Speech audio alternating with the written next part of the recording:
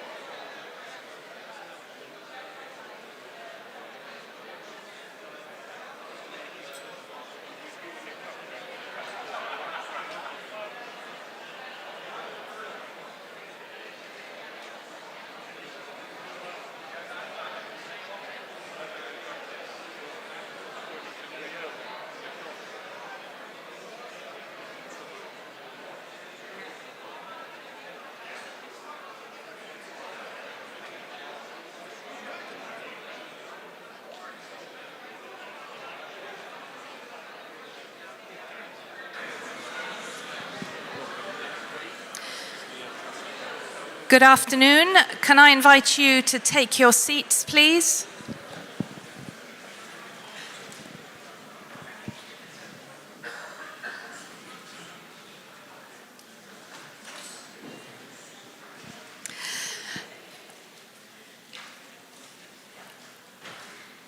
Well, good afternoon to you all. I hope you've enjoyed your tea break. Welcome to this session, which is the first of the hearings at this assembly on the subject of churches as change makers in post-war society.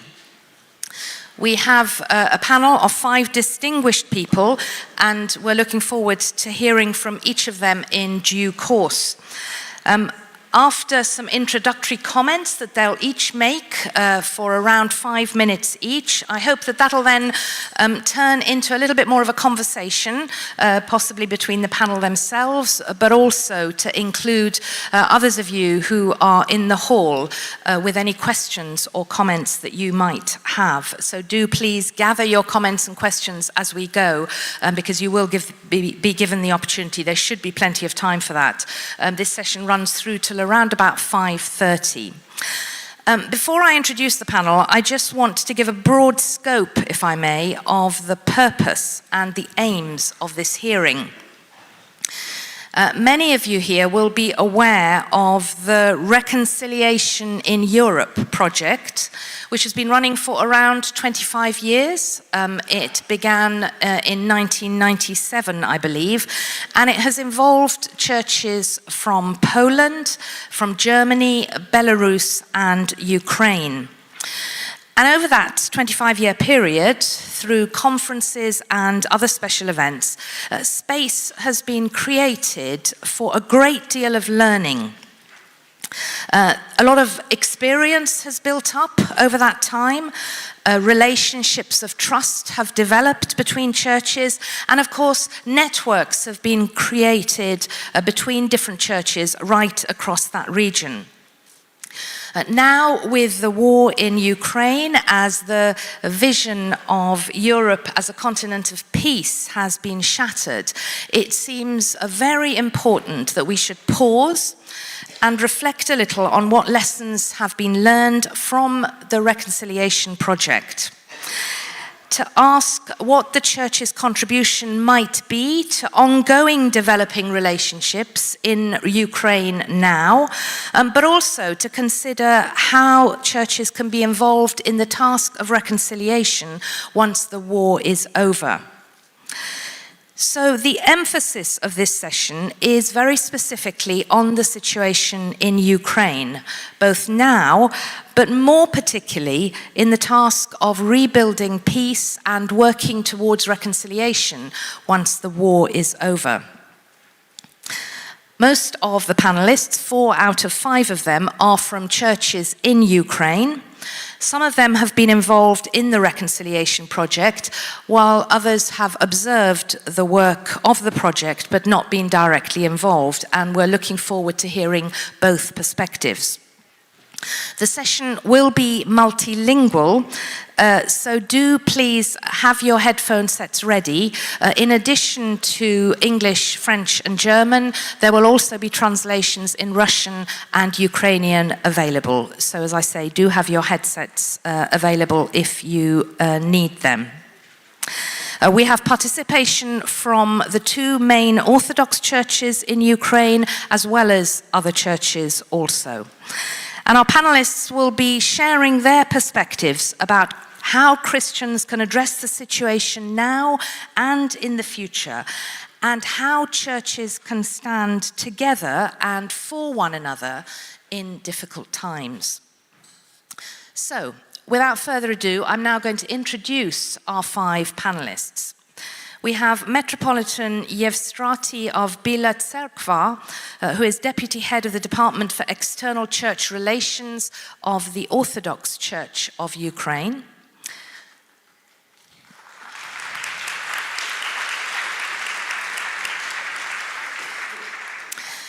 We have Bishop Shandor Zanfabian of the Transcarpathian Reformed Church in Ukraine.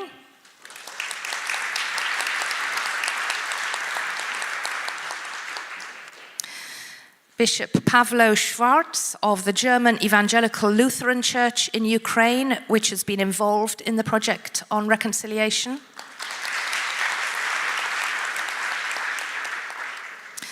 Professor Volodymyr Bureja, who is Vice Rector of the Orthodox Theological Academy in Kyiv and represents the Ukrainian Orthodox Church, also involved in the project on reconciliation. And finally, Reverend Dr. Grzegorz Giemza of the Ecumenical Council of Churches in Poland, which has also been involved in the reconciliation project. So welcome to all 5 of you, and I'd like now to invite Metropolitan Yevstrati to take his place at the podium.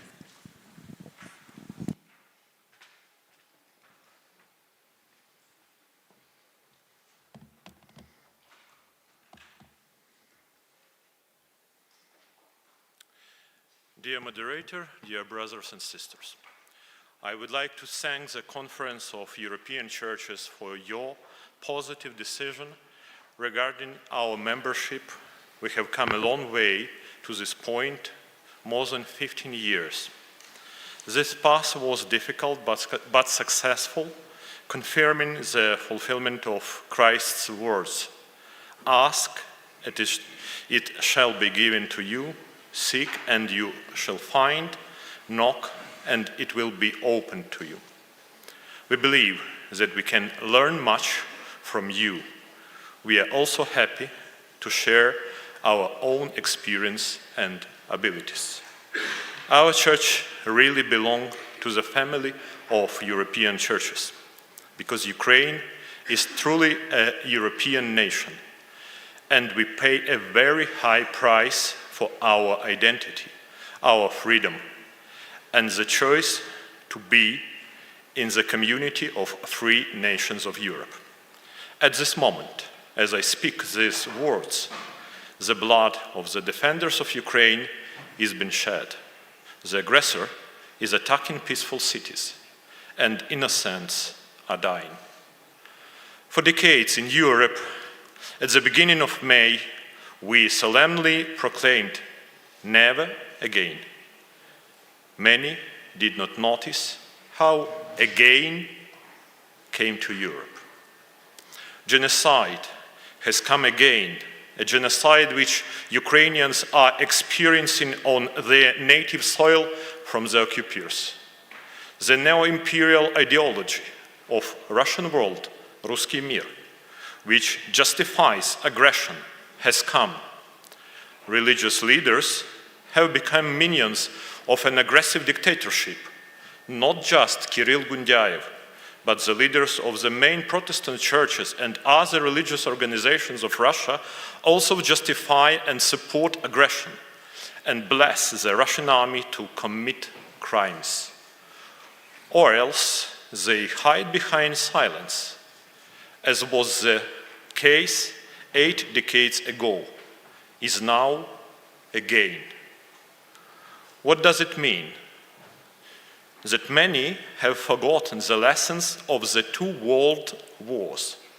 The Conference of European Churches emerged precisely after the Second World War, so that the lessons learned by Christians after the terrible disaster would be learned well, so that evil could be recognized in advance and stopped before it caused irreparable damage.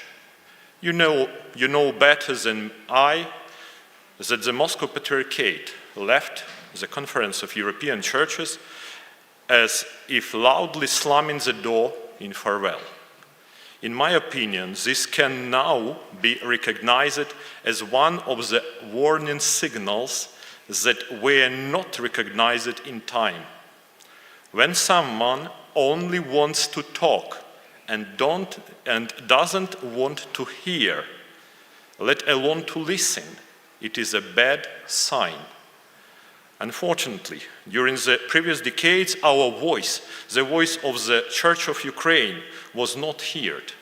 In particular, we were not included in the dialogue about reconciliation in Europe. This even we talk in terms of public support. The Orthodox Church of Ukraine is the largest religious organization in our country, having the support of more than 55% of the entire population. But we did not lose hope, and now we are happy to be with you, to learn lessons from the events that happened together and work for a better future. We have extensive experience in internal cooperation. The Ukrainian Council of Churches and Religious Organizations comprised of representatives of all of the main monotheistic religious communities in Ukraine, together representing more than 19% of the religious believers in Ukraine, has been working successfully for more than 25 years. Here with me are representatives of the churches that are members of this council. The fact that the attacking aggressor was, despite their great efforts to do so, unable to incite internal confrontation or either religious or ethnic grounds, is in large part a fruit of the Council's work. Ukrainian Council spoke and continues to speak with one voice against aggression and for a just peace for Ukraine. And this word, just, should be emphasized, because a just peace is not a ceasefire, not a truce, not endless, meaningless peace talks between the wolf and the sheep. A just peace involves eliminating the cause of war, not just its most visible effects. Peace cannot be established at the price of giving up the truth. Peace cannot be achieved by equating the attacker and the victim of the attack, because light and darkness, evil and good, cannot be mixed. Christ teaches us to reject darkness and to be children of light. The gospel teaches not to be defeated by evil, but to overcome evil with good. As a church, we are open to dialogue in various formats, but I will point out right away, we do not see the point in professional peacemaking when the process of talking about peace replaces real steps to achieve it.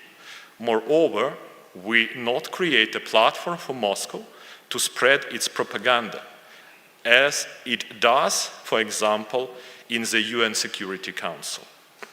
At the same time, we are gratefully ready to receive advice and support from those who have real experience in solving complex problems. We also hope that the Conference of European Churches, as an effective mechanism of interaction with European institutions, is able to make a significant contribution to the restoration of Ukraine, both materially and spiritually. A great deal of work awaits us to restore destroyed objects, but even more work to heal wounded souls. We are ready to do this together and are grateful for your support, for your prayers, and for all the help that Ukrainians, those in motherland and those who have found refuge in European countries, have received and are now receiving from your churches. For my final words, I have a dream. I have a dream which on the first day of the assembly I felt so clearly. I have a dream, a beautiful dream, and with your help and his, it will come true. I have a dream that at one of the upcoming assemblies of the Conference of European Churches, we will gather in peaceful Ukraine. Thank you.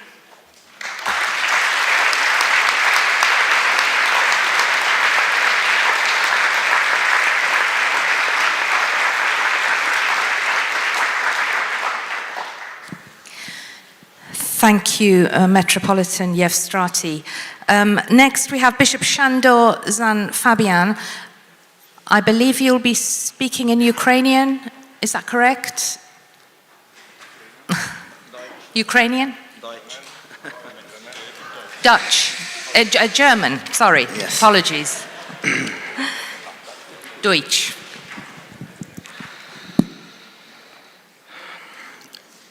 Liebe Schwester und Bruder, es ist eine Ehre und große Freude für mich, bei dieser Vorversammlung die Mitgliedskirche der KEK aus der Ukraine zu vertreten und meine Gedanken über die Situation und die Zukunft des Landes kurz mit Ihnen zu teilen.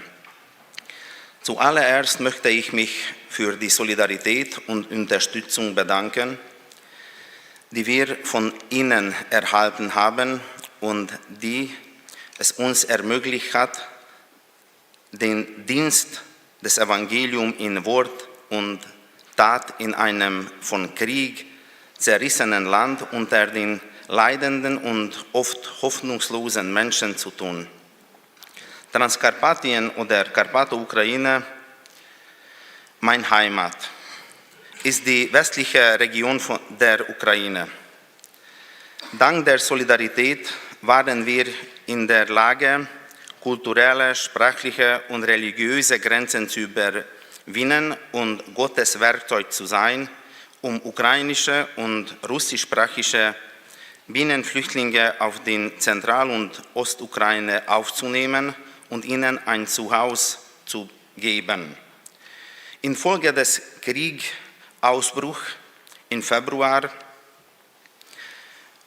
voriges Jahres haben nämlich 10.000 von Flüchtlingen in unserer Region Zuflucht gesucht. Die ungarische reformierte Gemeinschaft hat ihr Herz und auch die Türen ihren Gemeinden und Einrichtungen geöffnet. Wir haben in über 100 Gemeinden Flüchtlinge angenommen, was nicht nur Unterkunft, Zuschutz und Verpflegung, sondern auch eine echte Gemeinschaft bedeutet hatte. Wir feierten Gottesdienst gemeinsam in ihrer Muttersprache und organisieren wir Programme für sie, mit sie ein Stück Normalität erleben.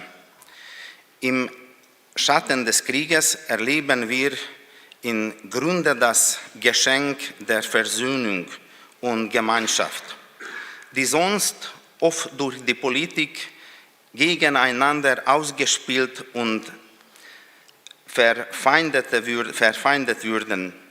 In derselben Zeit haben auch viele Mitglieder unserer Gemeinschaft das Land verlassen und unsere Kirche, die in einer doppelten Minderheit lebt, hat ebenfalls schwere Verluste erlitten.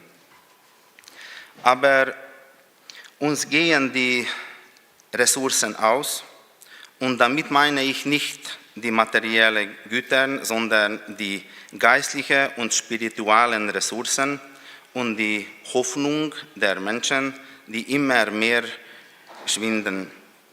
Mit Sorge und Furcht, mit Angst beobachte ich, dass die Welt, die internationale Gemeinschaft immer mehr Uniformen anzuziehen sein und die Sprache des Krieges und der Waffen bei der Konfliktlösung in der Vorbergung drückt.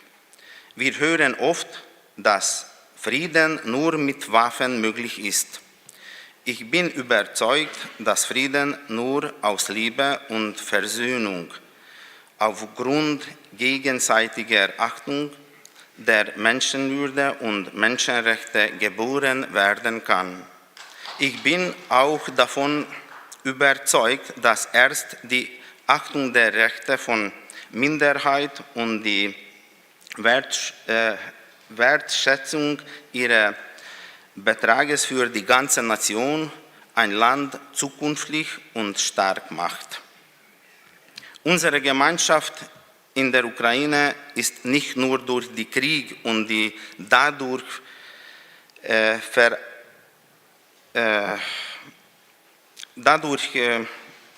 kommende wirtschaftliche Krise bedrückt, sondern auch durch die Sprach- und Schulgesetz. Wir verlieren Zugang zu Bildung in unserer Muttersprache. Darum, ich denke, wäre ein sehr großer Schritt zu europäischer Gerecht auch in unserem Land annehmen. Wir haben jedoch im Glauben auch ausgeharrt. Unsere 76 Pfarrerinnen und Pfarrer sind alle zu Hause geblieben und versuchen sie mit Geduld, mit viel Liebe Dienst machen für alle Menschen, wer Not hat. Wir sind eine Gemeinschaft, wer hat Hoffnung. Nur eine Gemeinschaft, die echte Hoffnung hat, hat auch Zukunft. Eine solche Gemeinschaft bleibt immer heimattreu, dient der Bedürftigen, ungeachtet der Geschlecht, der Rasse oder die Religion und wird niemals aggressiv oder feindlich gegenüber anderen sein.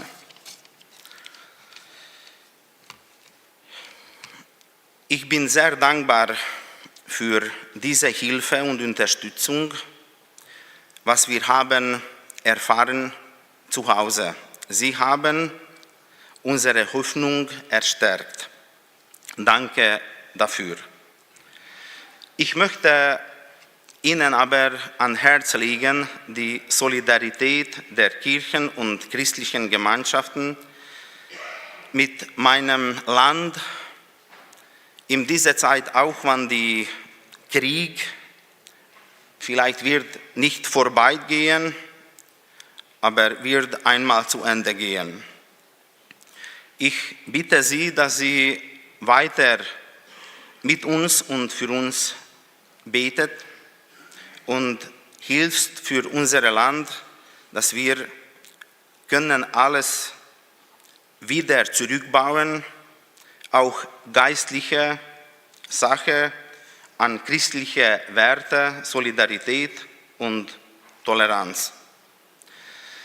Die reformierte Kirche in Unterkarpaten hat als biblisches Motto für dieses Jahr ein Zitat aus Buch Job gewählt. Die folgenden Versen aus dem Kapitel 14. Denn ein Baum hat Hoffnung, auch wenn er abgehaucht ist. Er kann wieder ausschlagen und seine Schößlinge bleiben nicht aus.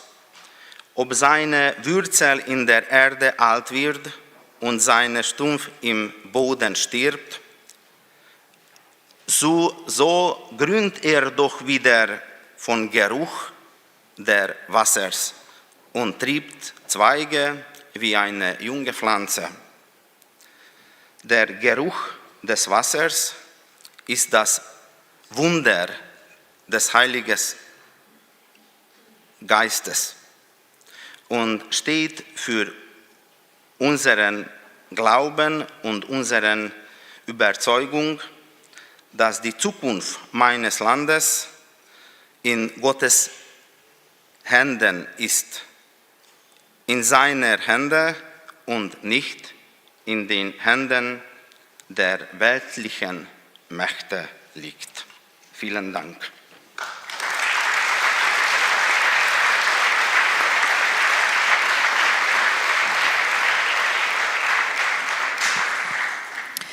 Thank you very much indeed, Bishop Shandor.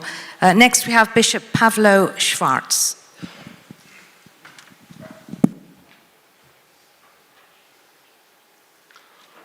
Dear brother and sister in Christ, I speak Ukrainian.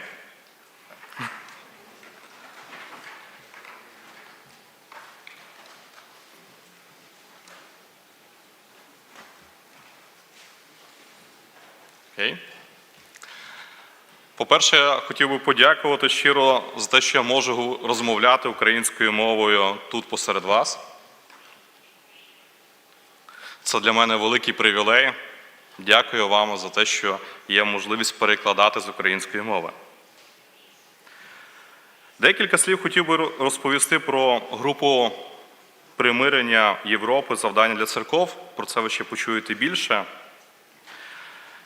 Цей проєкт є безперечно важливим і продовженням успішного вже міжцерковного досвіду в справі примирення в післявоєнній Європі. І, на мою думку, аналіз цього проєкту може дати нам можливість краще зрозуміти конфлікти, які відбуваються сьогодні, і також як реагувати на них. Незважаючи на те, що кожен конфлікт і кожна війна, вона є унікальною і вимагає індивідуального підходу, ми, аналізуючи цей проєкт, можемо знайти для себе декілька спільних таких принципів, пов'язаних з процесом примирення та прощення. Перше, повноцінний процес примирення можливо розпочати тільки після закінчення агресивних воєнних дій та після осудження насилля. Тобто зараз повноцінний процес примирення в Україні неможливо фактично розпочати. Друге, процес примирення вимагає діалогу і хоча б базової поваги для іншої сторони, яка дозволить побачити в іншому людину, таким чином повернути своєму ворогу людяність. Але для цього недостатньо бажання тільки однієї сторони. Для діалогу завжди потрібні принаймні двоє. Третє. Однією з найсильніших складовою європейського примирення були слова, засновані на Євангелії, де єпископи католицьких і лютеранських церков Польщі і Німеччини говорили слова «прощаємо» і «просимо пробачення». Ці слова, на моє переконання, мають бути виразом глибокої віри в Ісуса Христа і відкритістю на зцілення, що Він дарує. Насправді це дуже непрості слова, які вимагають часу і власного духовного зцілення. І потрібно також зауважити, що прощення не може відбутися під примусом агресора чи навіть якоїсь третьої сторони. Прощення має бути добровільним, і для нього важливим є атмосфера правди щодо вчинених злочинів і винуватців, а не так, що ми будемо говорити, що всі в якійсь мірі в чомусь винуваті. Український релігійний контекст, як вже було зазначено, є унікальним, бо є багаторелігійним і багатоконфесійним. Дякуючи цьому, в Україні ми мали можливість створити Раду церков і релігійних організацій, яка є прекрасним майданчиком для діалогу як між християнськими конфесіями, так і з іншими релігіями. І навіть коли є конфлікти поміж членами цієї ради, яка представляє більшість релігійної спільноти України, то ця рада є майданчиком, де можна розмовляти, якщо ці дві сторони конфлікту мають до цього бажання. Рада фактично є найбільшим громадянською організацією з потужним потенціалом не тільки в релігійній сфері. Тут вже було сказано про декілька церков, які роблять соціальну працю. Церкви України і релігійні організації України під час війни виконують величезну соціальну працю. Що цікаво, що навіть маленькі церкви, протестантські церкви, яких є тільки 2% в суспільстві, по соціальному активності на сьогоднішній день значно переважають православні церкви України. Звичайно, для цього вони використовують підтримку міжнародних спільнот. І це ще показує, наскільки важливо, щоб ми мали відчуття такої спільноти. В той же час хотів би звернути увагу на один дуже важливий факт для розуміння України. Україна є секулярною країною, хоча і має багату полірелігійну історію. Називаючи Україну православною чи навіть християнською, ми скоріше видаємо бажане за дійсне. Реальність натомість є іншою. На сьогоднішній день жодна українська конфесія не має і, можливо, не буде більшістю в суспільстві. Це, в свою чергу, також повністю відкидає питання, чи в Україні повстане колись державна церква. Секулярність – це виклик, який також стоїть перед релігійними спільнотами України і на відміну від, можливо, естонського контексту чи європейського контексту, не до кінця усвідомлений релігійними організаціями. А це дуже важливо в процесі примирення і прощення, адже частина українського суспільства сьогодні перебуває в такому наративі, повторюючи слова «ніколи не забудемо і ніколи не пробачимо». Ці слова скеровані як до російських агресорів і окупантів, так і до колаборантів всередині країни.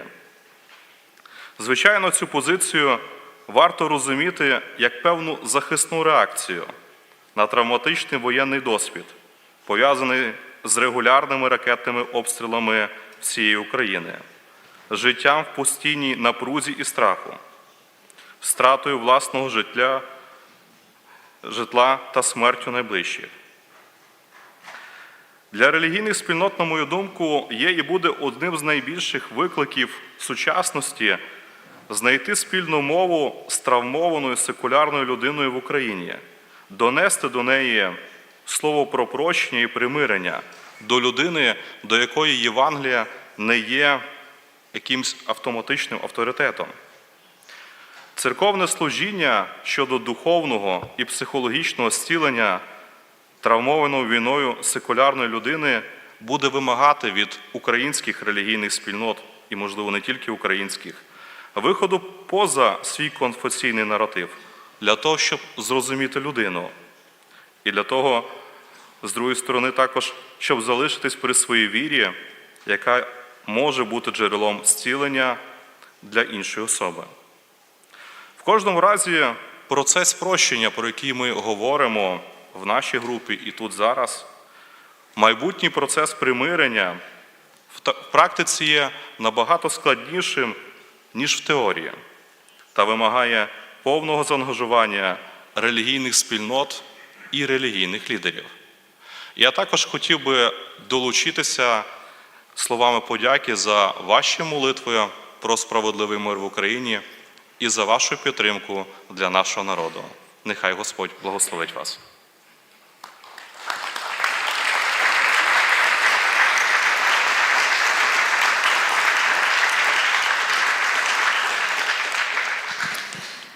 Bishop Shandor, thank you very much indeed.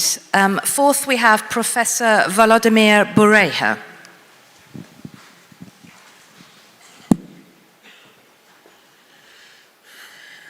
Dear brothers and sisters, the topic of our hearing is the post-war future of Ukraine and the role of the churches in healing the wounds of this war. But before talking about the future, I would like to say something important about the present. The Russian aggression has been going on in Ukraine for a second year already. Every day people die, including children. Every day houses are destroyed. Every day someone buries their loved ones. Every day someone is left homeless. This war showed many examples of terrible cruelty of Russian army. The whole world heard about the atrocities of the Russian soldiers in Bucha, but the same things happened on all the temporarily occupied territories of Ukraine. After the liberation of Chernigiv region, Kharkiv region, Kherson region, Kiev region, mass graves of civilians were found everywhere. Torture chambers created by the Russian army were found everywhere.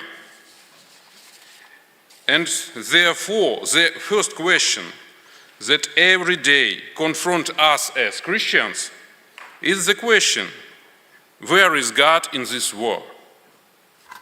Where was God when, for example, a Russian rocket killed a small girl in Vinnytsia?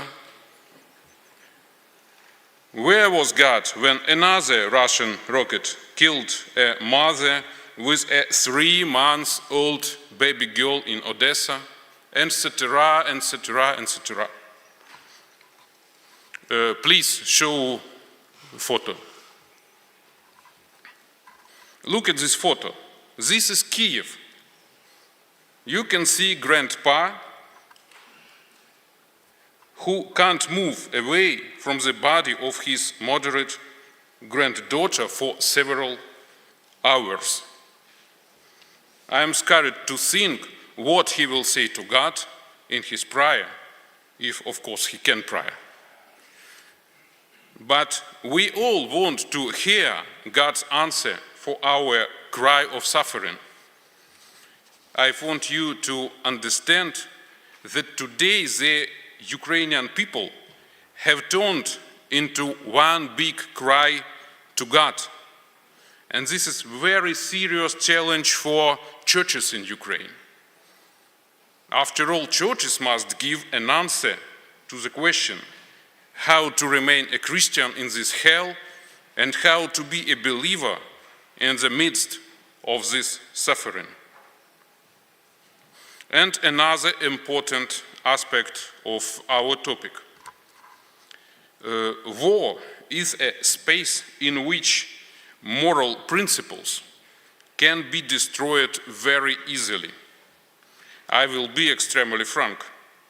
It is almost impossible today to tell Ukrainians about love to the enemy or that Christ called to turn the other cheek to the offender. It is practically impossible to preach forgiveness or reconciliation today in Ukraine. The Ukrainian society is wounded by the war. There is nothing new here. During any war, people demonize the enemy as such as possible. But in Ukraine, the situation is special. The military aggressor is Russia. Russia is a country with which we had close ties for many years, for some centuries. And that makes our trauma deeper.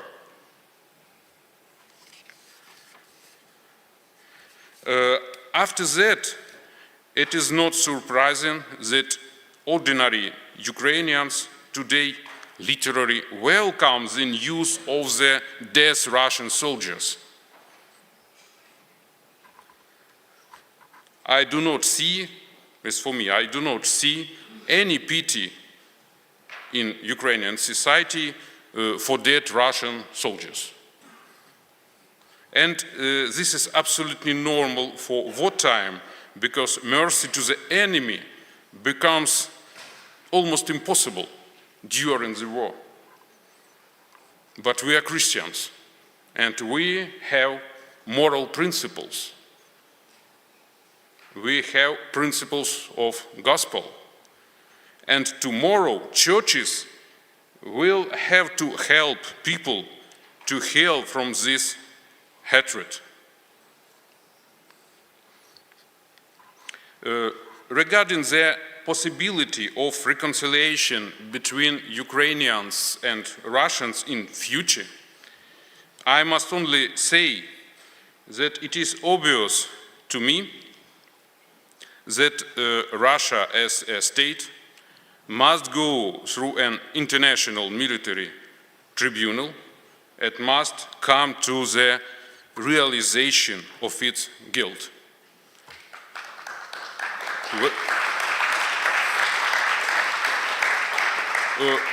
Without this, reconciliation is impossible.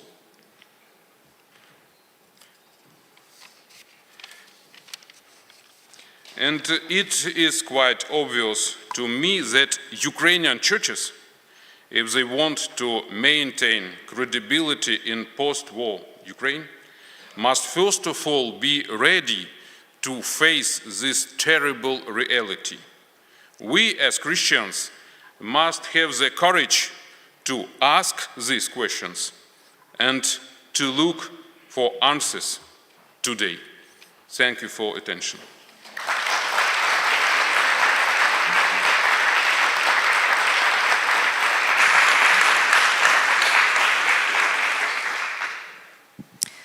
Thank you. And finally, we have Reverend Dr. Grzegorz Giemza.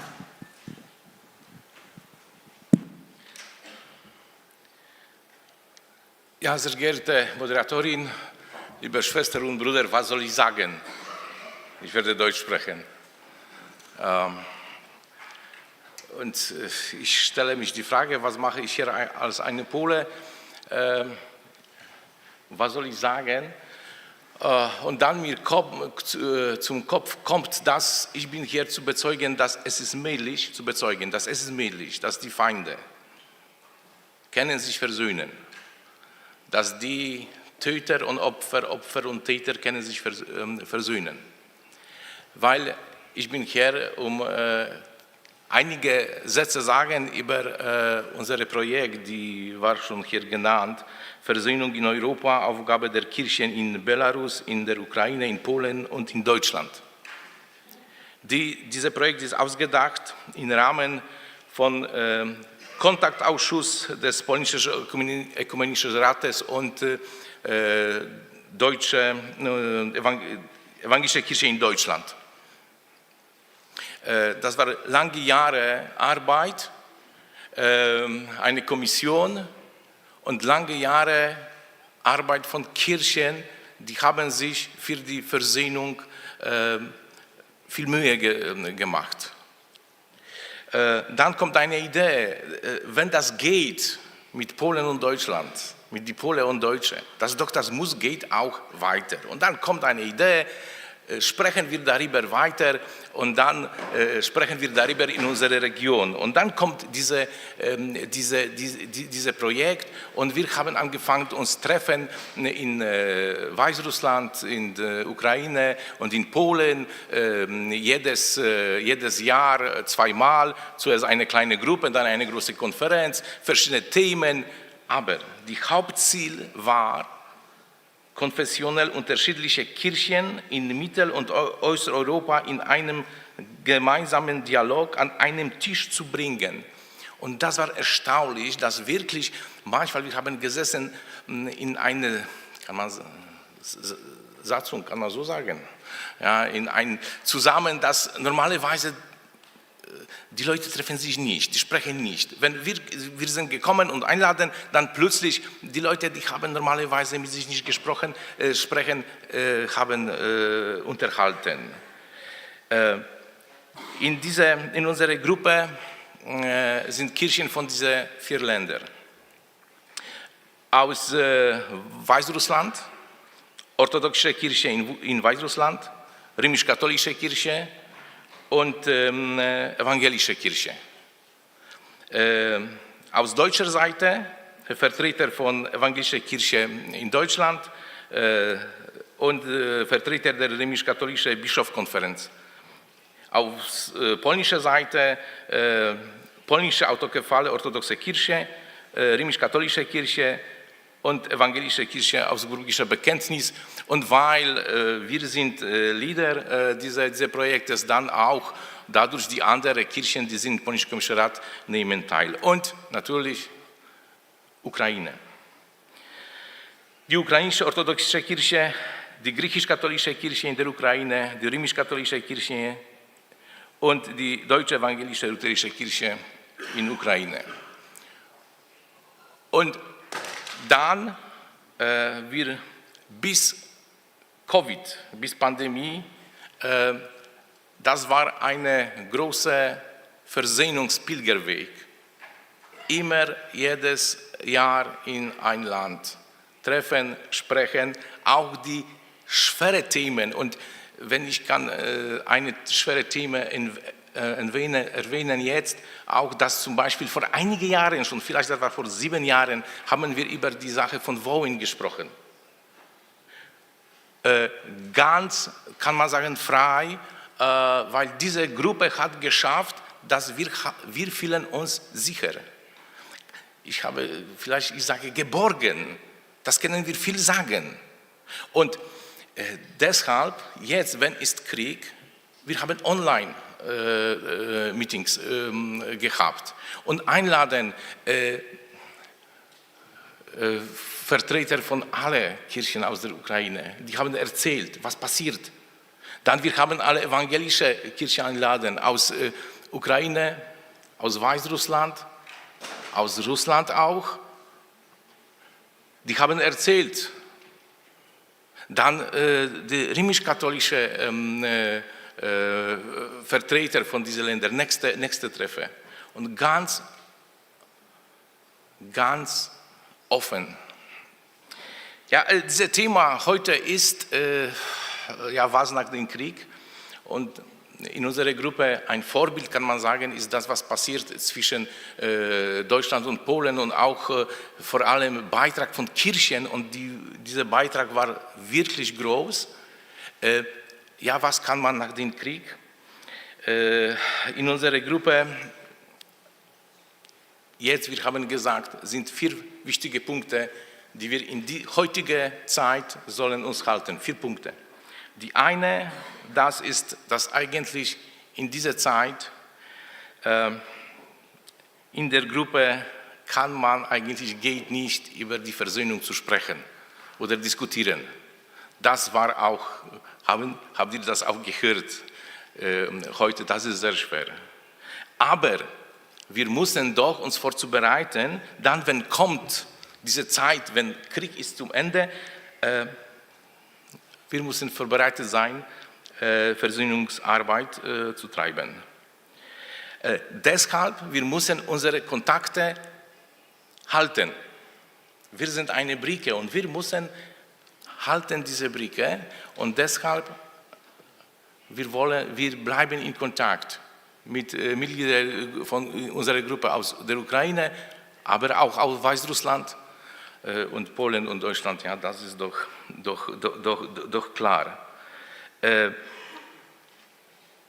Dritter Punkt, eigentlich wir wollen auch persönlich treffen, nicht nur online.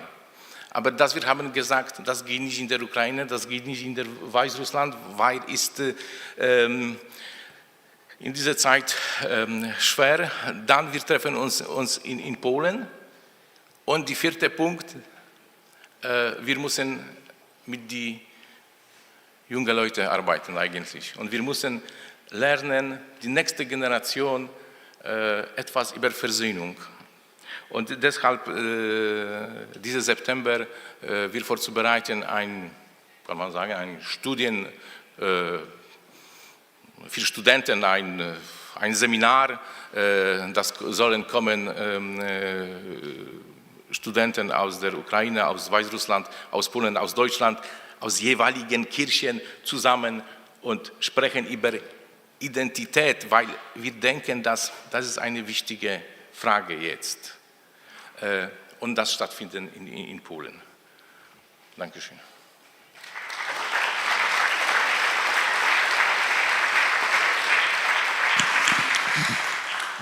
Thank you, Dr. Grzegorz, and thank you to all of you for sharing very movingly something of the painting a picture of what life is like now in Ukraine, talking very honestly about the challenges around concepts of forgiveness and reconciliation, both now but also post-war, and then also Dr. Grzegorz for painting a picture of the possibility of holding out the hope that reconciliation is something that we continue to work for and hope for. Before we move on, I just want to give the panel the opportunity. Is there anyone who'd like to pick up on something that you've heard your colleagues share that you'd like to respond to or comment on further?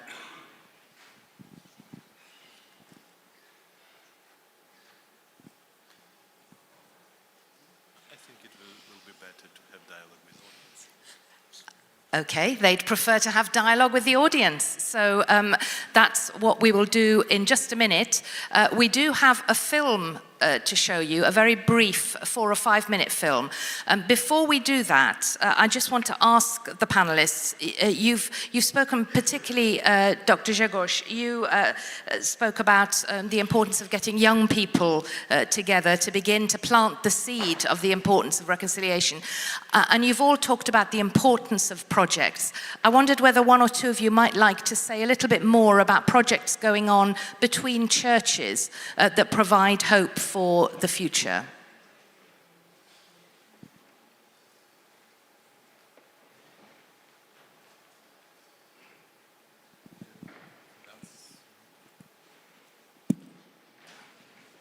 Jetzt geht. Zuerst will ich nur sagen, das kann man sehen, dass wir sind fast einig. Ne? Wir warten auf die Fragen, wir sollen nicht unter uns schon diskutieren, alles ist klar. Ja, weil die Gruppe ist schon seit über 25 Jahren im Weg, kann man so sagen. Wir haben immer gedacht, was wir können machen, dass die Sache von Versöhnung geht weiter und bleibt nicht nur bei die Leute, die immer sich mit der Versöhnung beschäftigen. Und dann kommt die Idee, laden wir junge Leute. Zuerst wir wollen eigentlich ein Camp für Jugendschar vorzubereiten, aber das war schwer. Und dann jetzt kommt die Idee, laden wir Studenten. Dann wir zusammenkommen, erzählen über unsere Identität. Das bedeutet, wir sind so gemischt. Ne? Das bedeutet konfessionell und Herkunft und jeder soll erzählen, was ist, die Studenten sollen vorzubereiten auch Vorträge, was ist wichtig ihm als zuerst, der gehört zu einer Nationalität, zu meinem Land, ja, und die zweite konfessionell. Und dann wir wollen sprechen darüber, was ist wichtig in ein Land mit die alle Konfessionen und dann vielleicht die Konfessionen treffen sich zusammen und sprechen, was ist wichtig, wenn wir sitzen zusammen in eine Konfessionsgruppe und dann kommen wir zurück und von das kommt eine Idee, wie wollen wir arbeiten weiter in Zukunft. Das war eigentlich ein Workshop, zu sehen, was ist wichtig für Studenten in Zukunft. Very much indeed. I think if we can see the film now, it's just 4 or 5 minutes, and I think it'll show us some images of some of the work that is going on amongst some of the church groups. Thank you.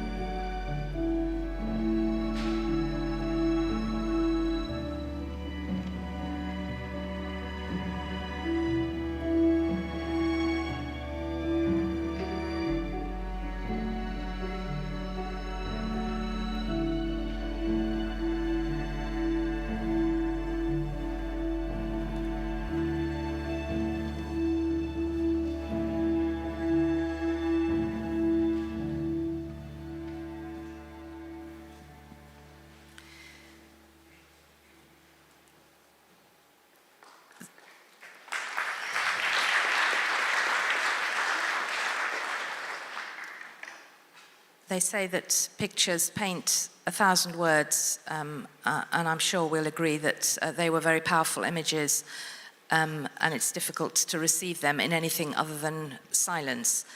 Can I invite you, as we perhaps have just a moment of quiet to reflect on what we've heard and what we've seen, to come to the microphones if you would like to ask a question or make a comment. But we'll allow just half a minute of quiet. But as I say, please do move towards the microphones.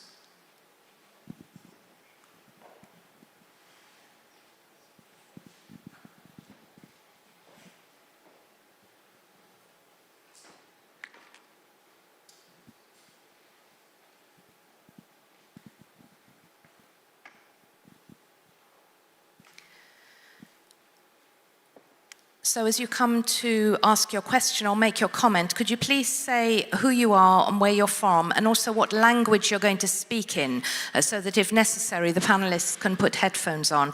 And where you'd like to, please say who you're directing your question to. Microphone 1, please. Thank you, moderator. My name is Very Reverend Anders Gallagher from the Lutheran Church in Denmark. I'll speak English, or try to. Thank you very much for your important contribution to our understanding of what is happening in Ukraine and the church's positions and roles.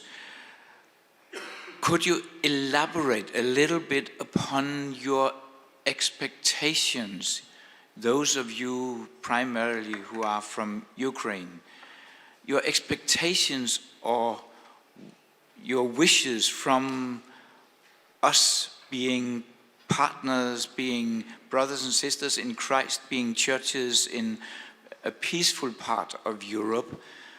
What can we do except from what we are doing locally, many places, taking care of Ukrainian refugees, giving them space in our churches to celebrate in their way, if it is possible, or together with us, helping them with physically and psychologically. What are your expectations to us seen from your life conditions in Ukraine? Yes, that's the question. Thank you. Thank you very much, Anders. So who would like to answer? And if we can keep both questions and responses as brief as possible, then we can hear from more people. Who would like to respond first? First of all, every time when I have opportunity, I ask for prayer. Because prayer is a great contribution to achieving the just peace.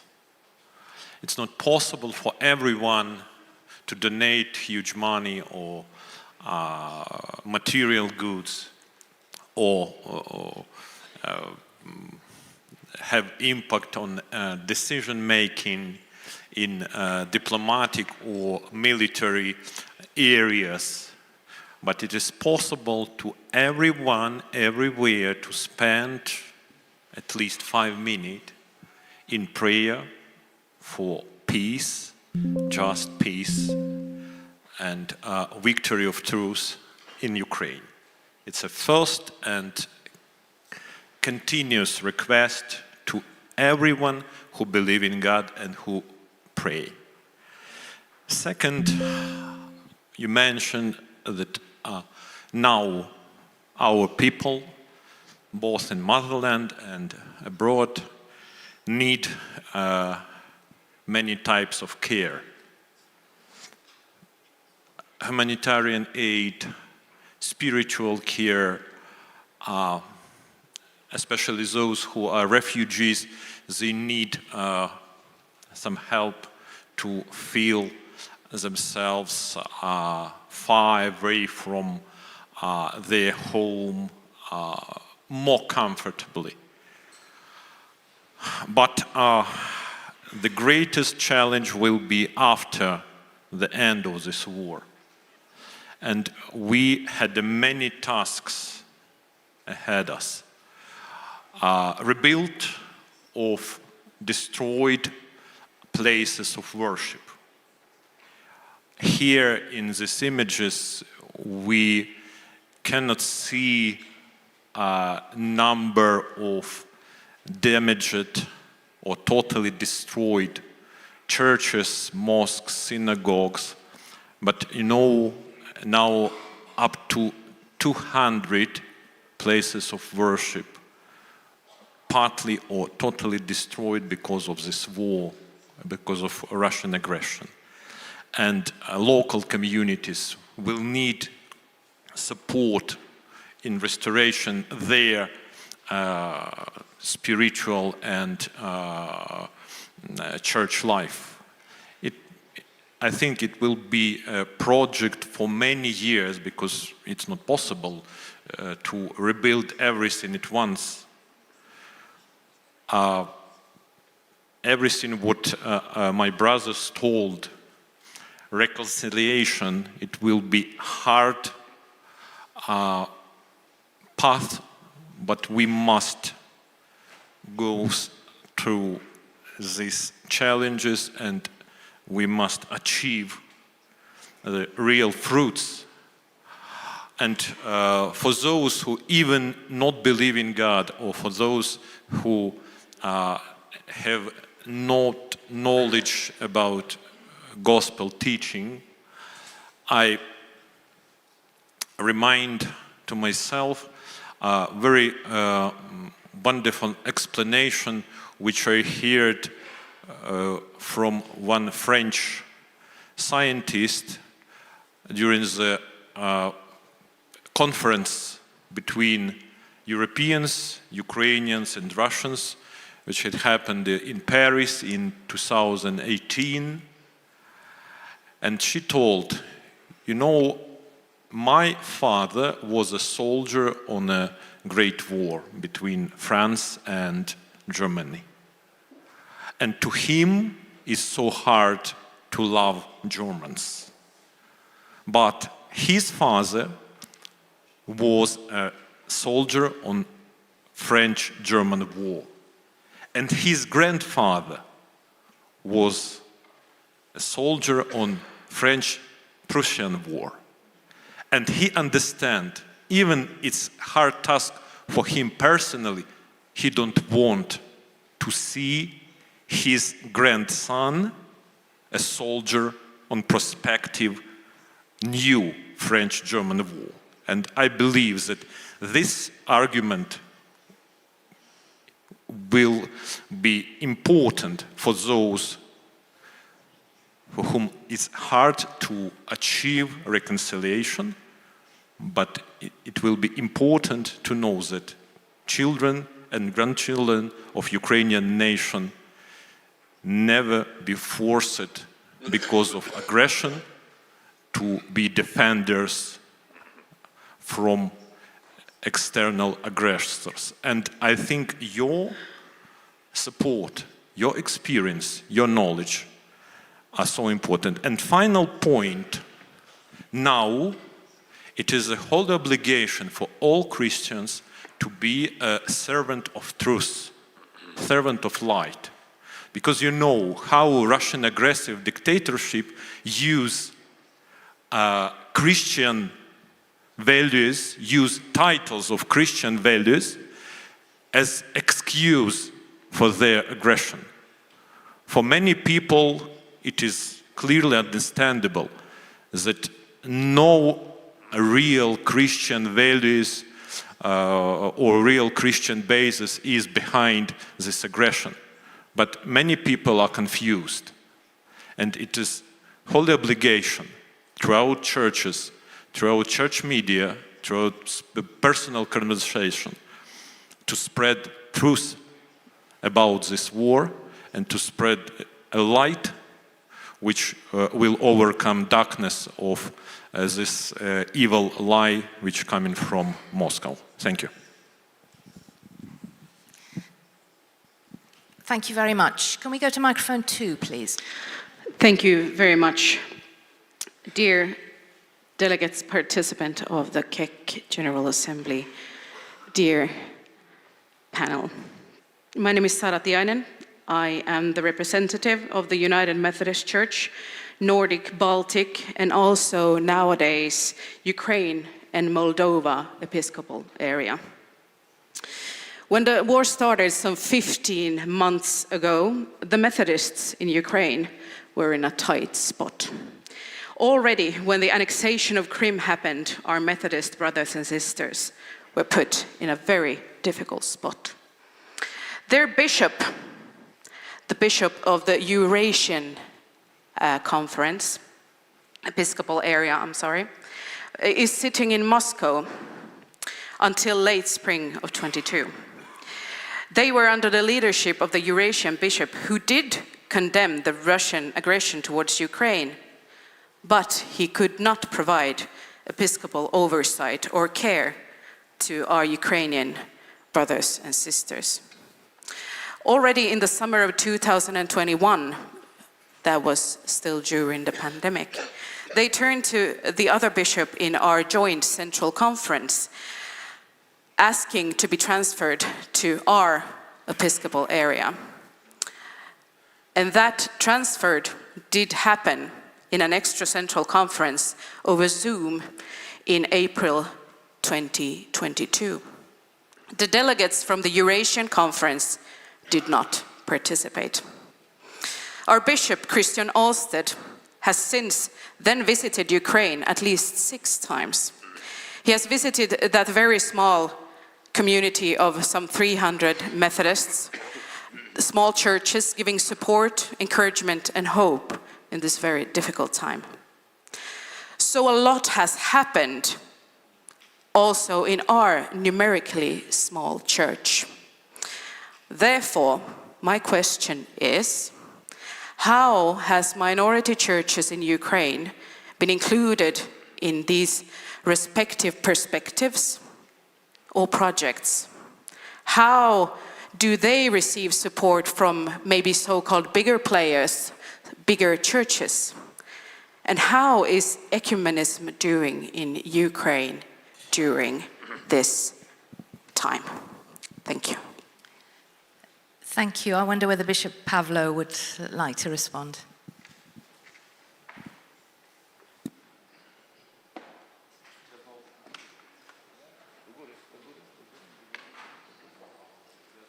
Знову буду говорити українською, тому потрібно буде переклад.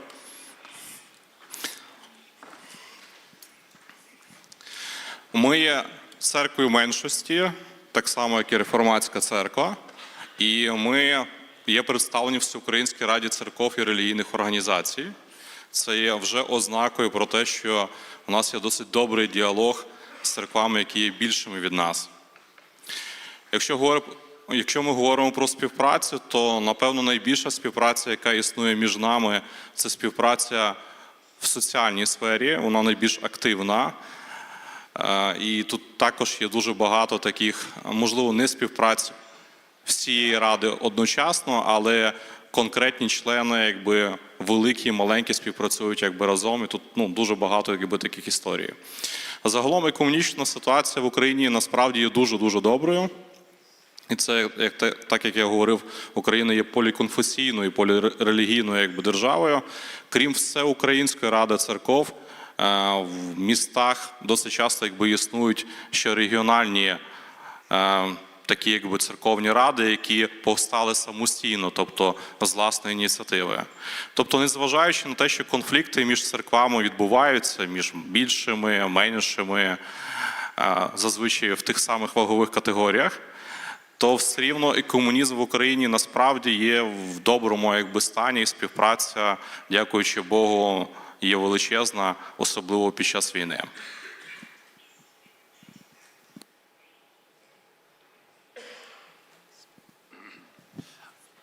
I would like to add that Ukrainian Council of Churches and Religious Organizations working on the same mechanism, by the same mechanism like European Union, because every half of the year, more or less, chairmanship goes to next member, and all our decisions we adopted by voting of all. And this creates atmosphere that any one member, no matter Christian, non-Christian, new or old, big or small, have equal rights, and we respect each other because we understand our common responsibility. Now, Ukrainian Lutheran Church is a chairman of our council. Before was a bishop of Armenian eparchy of Armenian Church in Ukraine. And because we know each other personally, more or less for years and even decades, it's created very special atmosphere, because it's not just symbolic interaction and symbolic ecumenical encounters, but it is a real working which happened even every day. We have some communication, resolving some problems, some issues, and so on. And I think it's a great miracle for Ukraine that we have such deep and fruitful cooperation, and we are able together resist all attempts to divide us and to use questions of ethnicity or religion against Ukraine as a tools of aggression. Thank you very much. We had two people standing at the microphones, and I was going to say we'll take two more questions. Do you have a question? Yes. So we'll take microphone 1 and then microphone 3, and that'll probably be the end of our time for questions. Please. Thank you very much. Peter Jan Vinch, Old Catholic Church in Czech Republic and Ecumenical Council of Czech Republic, speaking English. My question is directed mostly to Bishop Zan Fabian. You've said in your speech that we need peace, reconciliation, and not weapons for Ukraine.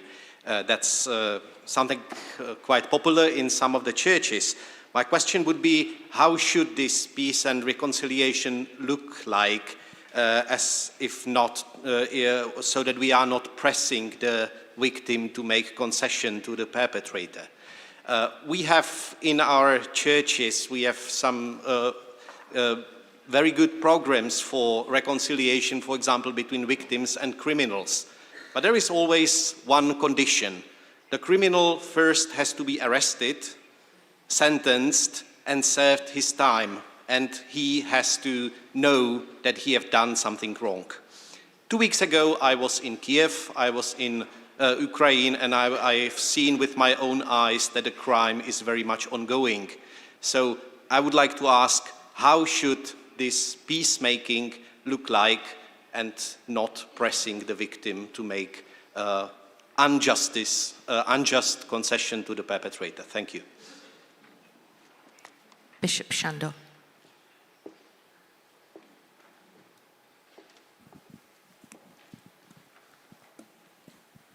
Я буду теж по-українськи. На моє бачення, ми є справжні церковні люди. Ми є справжні церковні люди. Ми говоримо про пробачення, говоримо про відбудову і не говоримо про війну. Ми думаємо так, що з війною ми нічого не можемо зробити, вона іде, пройде, закінчиться. А потім ми будемо там пробачати, відпускати. А що з війною?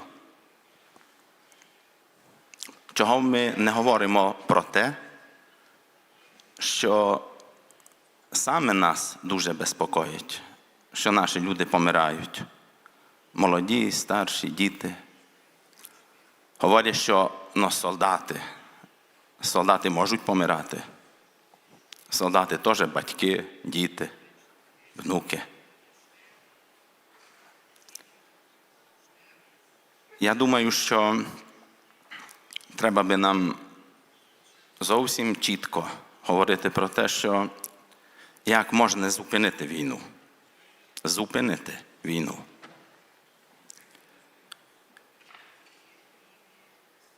І потім можна говорити про Versöhnung, про пробачення, про відбудову і про покарання. Но сьогодні, на моє бачення,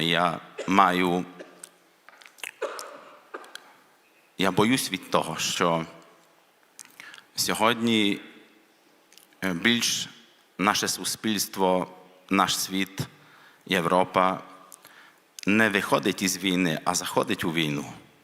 Я боюсь від атомної війни. І я дуже вважаю важливим молитися за те, щоб війна зупинилась, закінчилась. Да, я хочу справедливий мир. Я хочу, щоб Україна була вільна. Я хочу, щоб Україна була мирна. І в Україні всі мали однакові права, незалежно від конфесії, незалежно від мови. Но це тепер не у першому ряді. Це не саме важливо, що я тепер маю всі права чи ні. Я надіюсь, що буду мати. Я хочу, щоб війна закінчилась. Щоб мої 18-річні сини не помирали в війні. І я думаю, що про це ми говоримо дуже мало. І тут прозвучало, що люди звідають, що «А де тепер Бог?» У парикмахерську зайшов один чоловік, і по одязі можна було бачити, що він християнин. Барбер каже: я не вірю в Бога, нема Бога. У світі що створиться, стільки людей страждають, помирають, нема Бога. А цей християнин каже: а я не вірю у барберів. Каже: чого? Бачиш, скільки людей по вулицях ходить з такими волоссами, що ніколи їх не в порядку. Каже: ні, барбери є, тільки люди не приходять до барберів. Така і наша ситуація. Люди не приходять до Бога. І зато у такій ситуації, якій ми, де пройшла демонізація протистоячих сторін, дуже тяжко щось зробити. І на сьогодні, на моє бачення, саме важливіше молитва за мир, за справедливий мир. Саме важливіше зупинити війну, щоб ця війна далі не забирала життя наших людей, старших, молодших, все рівно яких. І могли почати розмову про те, що як можна тих, які порушили людські права, покарати, і тих, які постраждали, їх підтримати, щоб життя стало здорове. Тепер все життя у Європі, вона хворіє. Нам треба відлікувати наше життя від того, що тепер у нас твориться. Дякую. Thank you very much. Very briefly, please, Bishop Pavlo, because we've reached the end of our time now and we have one more question. Я дуже коротко. У нас в Україні є також плюралізм думок і різні географічні обставини. Наша церква є маленькою і знаходиться в більшості на півдні і сході України. Тобто більшість наших громад є безпосередньо пов'язані з зоною бойових дій. І відповідно наша перспектива є трішечки інша. На питання, як закінчити війну, в мене немає відповіді. Але однозначно ми переконані як церква, що припинити оборонятися в цій війні не є вихідом. Для нас, як для церкви і для наших віруючих, життя в окупації не є якоюсь альтернативою. Для нас свобода є цінністю, заснованою також на Євангелії. Тому ми робимо те, що можемо, служимо, допомагаємо цивільним, військовим, молимося. І не знаємо, звичайно, відповіді, як закінчити війну, але ми будемо захищати і підтримувати наших захисників до самого кінця. Thank you very much. Final question, please. Microphone 3.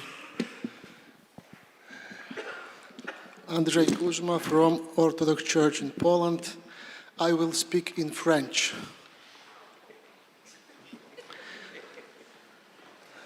Pour compliquer des choses. Merci beaucoup pour la présentation très profonde et des choses qui nous rappellent que nous connaissons depuis certains temps. Nous, cette histoire de la guerre, cette histoire de cette agression, nous vivons de très proche et nous sommes compassion au peuple ukrainien depuis le début de la guerre. Beaucoup des Ukrainiens sont venus en Pologne et sont installés. Beaucoup d'orthodoxes qui sont entrés dans nos écoles théologiques, qu'ils continuent ces études. Parfois, ils commencent ces études en théologie, soit ils commençaient déjà en Ukraine, soit commençaient maintenant. Ils sont patriotes, ils sont ukrainiens. Ils ont montré beaucoup de films qui montraient l'agression russe. Et dernièrement, ils me montrent plusieurs films qui montre autre chose. Agression des Ukrainiens contre les Ukrainiens. Nous, ce n'est pas un secret que l'Église orthodoxe ukrainienne est séparée. Il y a plusieurs églises en Ukraine. Et les images qu'ils ont montrées, ils montrent des orthodoxes qui sont dans l'église, chassés par l'autre église. Et cet chassement, c'est violent. Il y a des prêtres qui sont battus, il y a des laïcs qui sont battus par l'autre ukrainien. Et je demande, nous parlons ici de réconciliation après la guerre. Bien sûr, ici il y a réconciliation des Russes et des Ukrainiens, c'est un grand sujet, un peu philosophique. Mais ma question, est-ce que nous n'avons pas plus de nécessité de dialogue et de réconciliation entre Ukrainiens et Ukrainiens? Cette situation est terrible. Il y a des Ukrainiens tous les Ukrainiens se trouvent sous les bombes et raquettes russes, et il y a des Ukrainiens qui se trouvent encore sous la persécution de ses compatriotes. Est-ce que cette sorte de réconciliation est commencée? Est-ce que cette sorte de réconciliation, disons, je trouve qu'il y a une nécessité? Est-ce qu'il y a des voix qui entament ce processus de réconciliation entre Ukrainiens et Ukrainiens? Thank you very much indeed. Professor Volodymyr, I wonder whether you'd like to respond.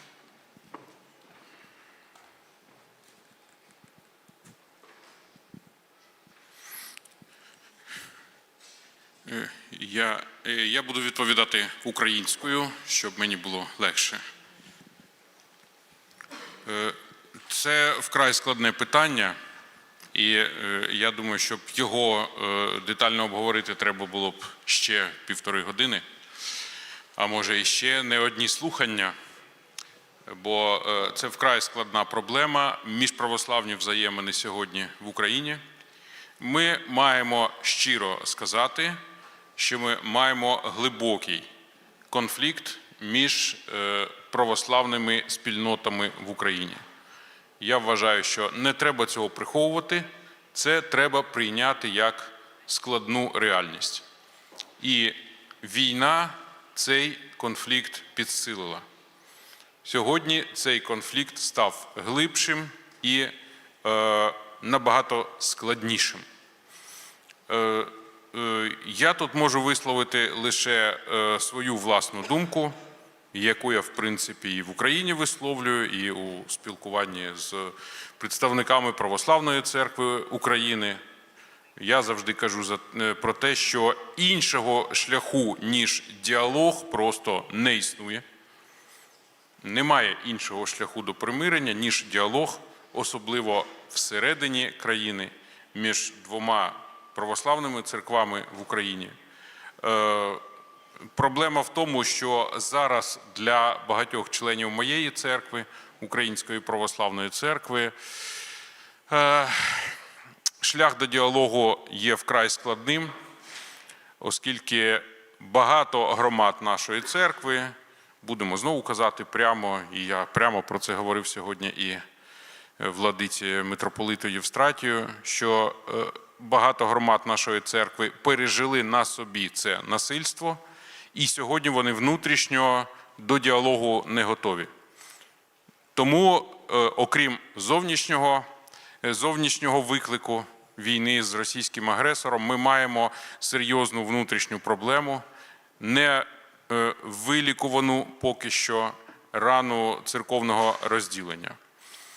Але я сьогодні можу сказати лише те, що сказав, що крім діалогу іншого шляху я не бачу, але, на жаль, поки що, теж маю щиро сказати, що керівництво моєї церкви до діалогу не готове.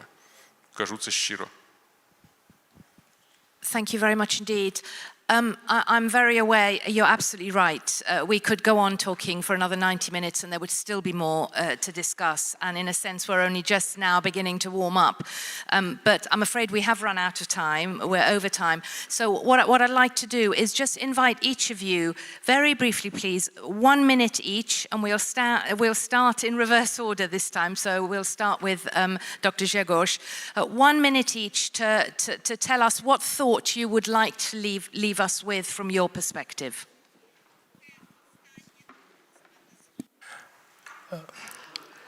Ja, dass wir müssen oder sollen, hätten die Beziehungen, die wir haben, die sind auch manchmal persönlich, doch halten, weil dann wir brauchen nach dem Krieg alle möglichen Wege zu meinem Tisch manchmal kommen. Einmal, das kommt, die Frage wann, das wir wissen nicht, aber das, und dass die Kirchen vielleicht können gut machen.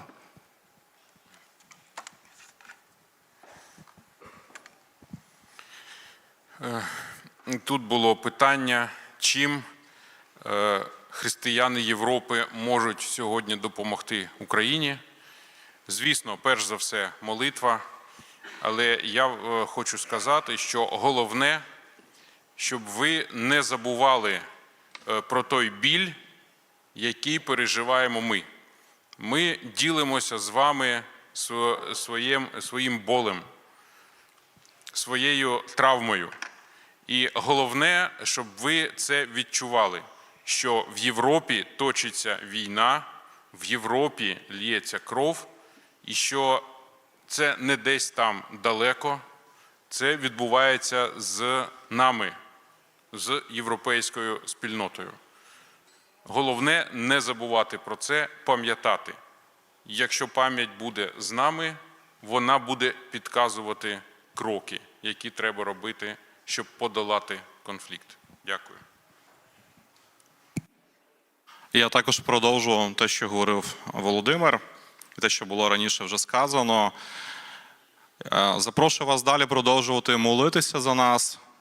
Запрошую вас далі допомагати тим, кому ви можете допомогти в ваших країнах чи в Україні. А також сердечно запрошую вас, незважаючи на небезпеку, приїжджати до нас і пізніше повертатися додому і бути свідками в своїх спільнотах, в своєму народі про те, що ви побачили. Про ті злі речі, злочини, але також про те, як під час війни інші християни можуть служити ближнім, які знаходяться в потребі. Ми потребуємо вас також як наших свідків. Дякую.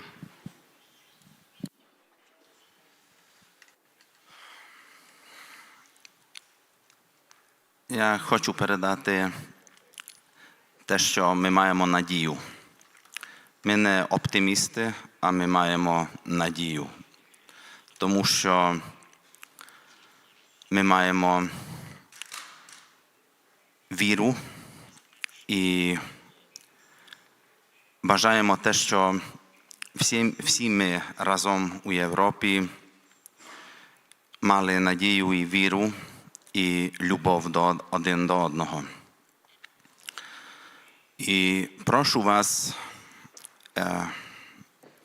щоб ви відрізняли людей не по національності. Ми тут говоримо, що руські українці. І може є дуже багато руських, які чесні. І є дуже багато других національностей. І мій батько розповідав про Другу світову війну. Він був у Другій світовій війні як солдат Радянського Союзу. І він говорив про німців. Но Дітріх Бонгюфер був зовсім другий німець. І треба нам знати про це і сьогодні. Не треба всіх ненавидіти, які руські і по-російськи розмовляють. І не треба всіх ненавидіти, які другі. Так що я прошу нашу термінологію змінити, щоб усі мали однакові можливості, права і можливості на життя. Прошу вас молитися за мир, за справедливий мир і за Україну. Дякую.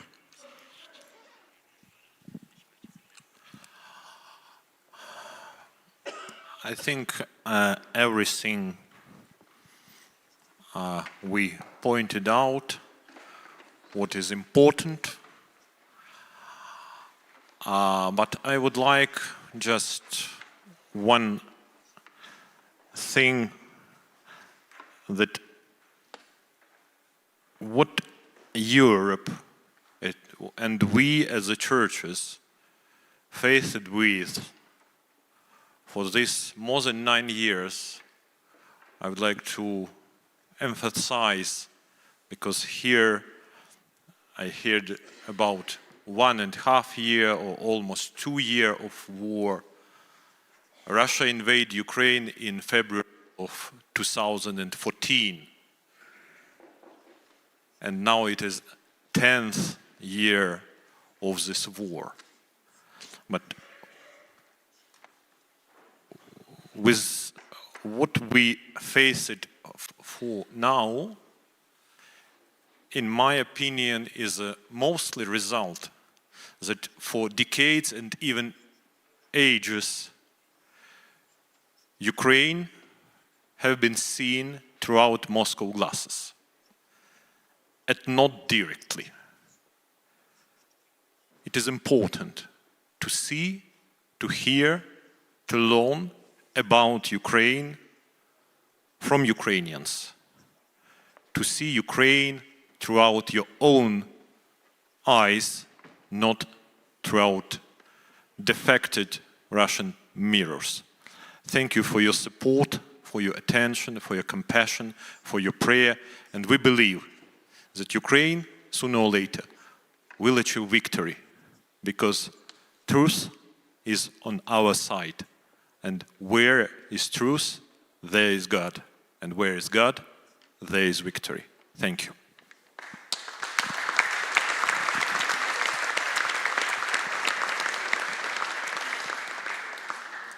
So thank you very much indeed to the panelists. This has been a very important session, and you've shared with us about a topic that actually affects us all and is important for us all, but is very personal also to you. And there will have been a cost, I'm sure, in you coming and sharing your thoughts with us. Please be assured of our prayers, and with you, we will continue to hope for better days to come and for the prospect of reconciliation to be built. Please join me once more in thanking the panel.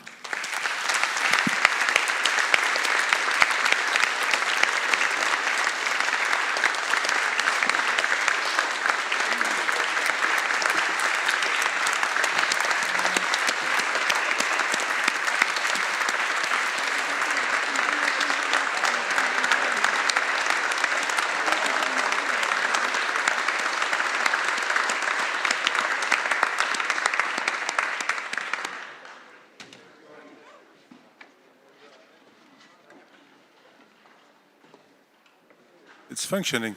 Great. May I shortly have your attention? Because I have a few words of gratitude towards Bishop Gulli. That was perhaps not foreseen, but it's in my agenda. Time has come to say a word of gratitude to you. You are due to leave us tomorrow, as I know, before the end of this General Assembly. And this means also that your term as Vice President of the Governing Board of KEC is coming soonly to an end. And I would like to tell you how much I have enjoyed to work with you. The whole Assembly has been able to appreciate this afternoon the accuracy with which you set up the framework for the session you lead. We have regularly counted on you to lead the Governing Board session when we thought they will be particularly animated or lively. So that's And when, I wrote it down, when fraternity became vigorous, then we count on you. With your delicacy, with your pastoral sense, with your deep sense of respect, and always with a smile, you enabled the governing board to find a common way forward. And therefore, really I think you have regularly apologized. In view of your episcopal duties, I think you are chairing one of the biggest dioceses in the Church of England, and also your obligations as a member of the House of Lords, for not having been able to make yourself as available as you would have liked to, or as your acute sense of responsibility demands. I think that's probably the reason. Please know that I am deeply grateful to you for having been able, whenever I had the feeling it was necessary, to benefit from your listening and from your advice. I give thanks to the Church of England for having blessed the governing board with your skills. Thank you very much, dear Bishop Gully.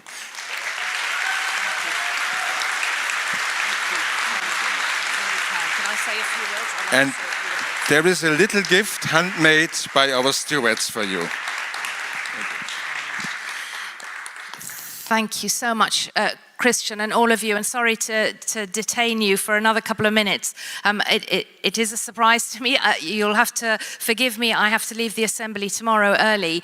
And as Christian has said, I have felt that I haven't really had the time to fulfill the duties and responsibilities in the way that I would have liked to. However, I'm quite glad to have the opportunity to have the microphone now to be able to say my own personal thanks before I leave tomorrow. I'm sure there will be an opportunity when the current governing board and the president will be thanked at the appropriate moment in this gathering, which will be after I've left.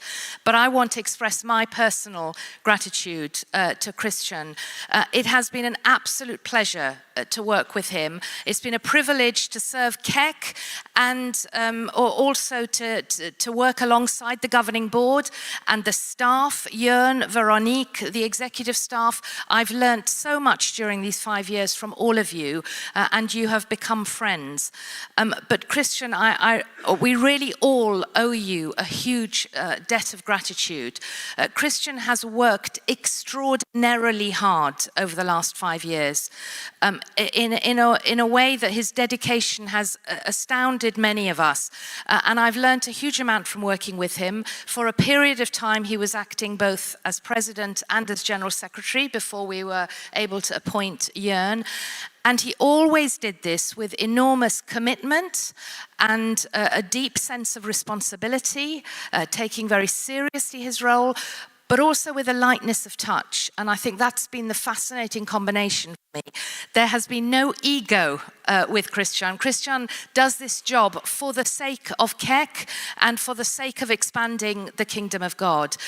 And he has done it with humility, always wanting to make space for other people to step into the conversation and be part of the decisions, always undefended. And it's a pleasure. It's a pleasure to have called you a colleague, but also a friend. So I'm very grateful to you, and I'm very grateful to all of you. Thank you very much indeed.